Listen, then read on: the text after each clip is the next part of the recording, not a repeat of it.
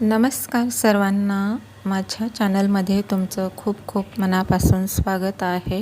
इथे तयार करत आहे मी मिरचीची आणि पालकाची भजी आणि इथे दुधी भोपळ्याची मी भाजी तयार करत आहे। भाजी छान अशी चणा डाळ आणि भोपळा, दुधी भोपळा याची भाजी तयार करत आहे। इथे मी गॅसवर शिजत ठेवलेली आहे। इथे मी दुधी भोपळा गॅसवर शिजत ठेवलेला आहे आणि त्यानंतर मी भजीसाठी छोट्या कढईमध्ये 1 वाटी बेसन घेतलेलं आहे। तर इथे मी 1 चमचा ओवा घेतलेला आहे। हातावर छानपैकी क्रश करून घ्यायचा आहे, असं खूप असं चोळून घ्यायचं आहे, म्हणजे छान असा वास येतो ओव्याचा। आणि त्यानंतर मीठ टाकून घेतलं अर्धा चमचा,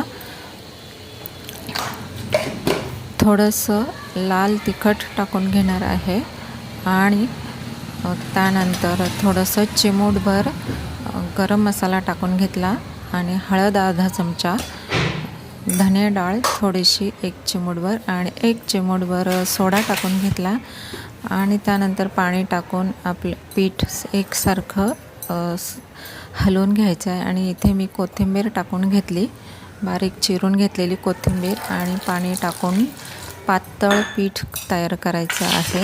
हे चमच्याने मी छानपैकी हलवून घेतलं आणि पातळ असं चमच्याने पडेल असं पीठ तयार करून घ्यायचं आहे।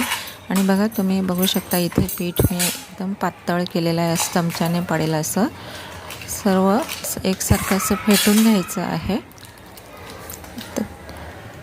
पातळ कारण आपण पालकाच्या पानाची भजी करण्यासाठी छान भजी अशी कुरकुरीत होतात।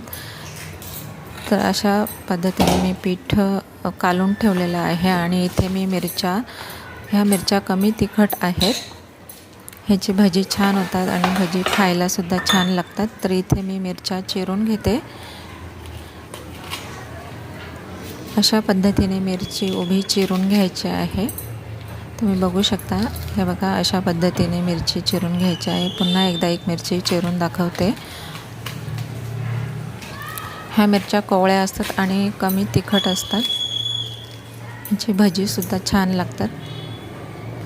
तर इथे गॅसवर मी कढई ठेवलेली आहे, तेल तापत ठेवलेलं आहे आणि बेसनमध्ये बुडवून मिरच्या मी तळत ठेवलं आणि इथे भजी काढून घेते, मिरचीची भजी।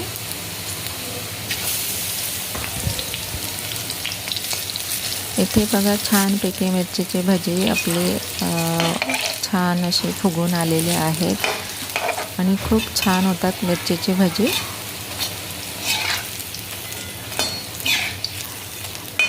मीडियम तेल तापून द्यायचं आणि त्यानंतर मंद गॅसवर छानपैकी अशी फ्राय करून घ्यायची आहेत। खूप कुरकुरीत अशी आपली भजी तयार झालेली आहेत, बघू शकता तुम्ही मिरचीची भजी।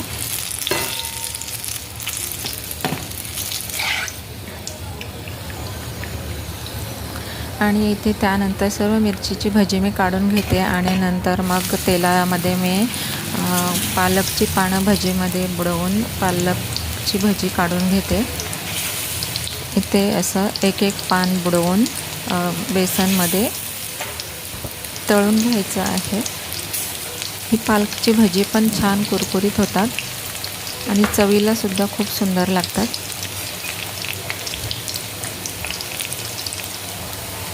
इथे बघू शकता तुम्ही पालकची भजीसुद्धा खूप छान झालेली आहेत।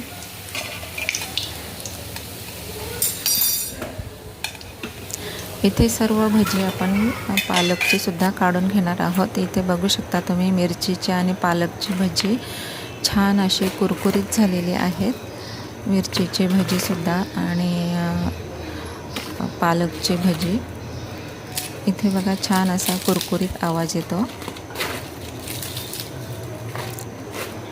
आणि चवीलासुद्धा खूप सुंदर होतात। तुम्ही बघू शकता किती छान झालेले आहेत आपली भजी। आणि इथे मी गॅसवर दुधी भोपळ्याची भाजी ठेवलेली आहे, तर ती शिजली आहे। हे बघू शकता, चणा डाळ आणि भोपळ्याची भाजी तयार झालेली आहे। तर व्हिडिओला कमेंट करायला विसरू नका. इथे दुधी भोपळ्याची भाजी आणि इथे भात झालेला आहे. तोपर्यंत बाय बाय.